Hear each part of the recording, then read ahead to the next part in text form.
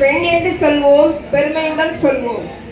எங்களுக்கு களனில் களையெடுக்கும் நுட்பமும் தெரியும், கணினியில் பணிபுரியும் நுட்பமும் தெரியும், சமைத்து துவைத்து வாழும் சாதாரண வாழ்க்கையும் தெரியும், சோதனையை கடந்து வாழும் சரித்திர வாழ்க்கையும் தெரியும். மொத்தத்தில் பாரதி கண்ட புரட்சி பெண்கள் நாங்கள்.